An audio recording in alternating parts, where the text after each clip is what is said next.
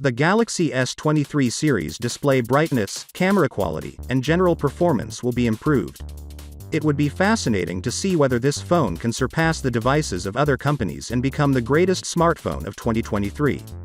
The official marketing materials for the Galaxy S23 Ultra and Galaxy S23 Plus have now been released, displaying the final and true design of the devices.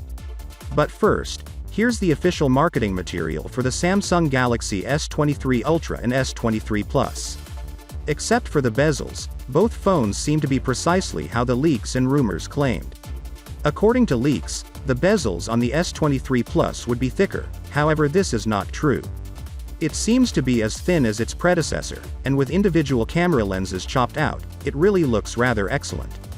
The Galaxy S23 Ultra looks very identical to the Galaxy S22 Ultra, with the exception that the camera rings are somewhat larger and match the color of the phone. Unfortunately, we don't get to view these sides, which are supposed to be flatter this time. Moving on to the camera, the Galaxy S23 will keep its 50-megapixel primary camera. However, all three phones will have 12-megapixel front-facing cameras with autofocus, and select versions may include optical image stabilization. All phones will have Android 13 as well as a larger ultrasonic fingerprint reader. Not only that, but according to the newest benchmarks, the processor in the Galaxy S22 series will get considerable advancements. Not only does it outperform the competition in terms of performance, but it also outperforms it in terms of efficiency, using less power than the competition, even Apple's newest A16 Bionic, which is a fantastic thing.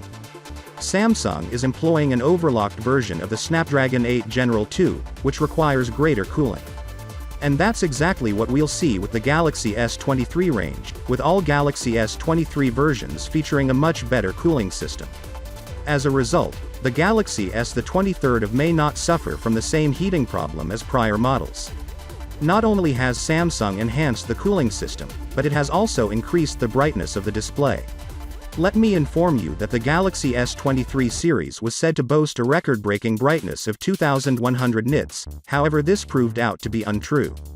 According to the source, the display nits will be 1750 nits, the same as the Galaxy S22 series. However, Samsung has included a new function in which the display colors become more brilliant and crisper when exposed to direct sunlight than the Galaxy S22 Ultra. So with that being said, let me know your thought in the comment below, and if you are new here, please subscribe. Peace out.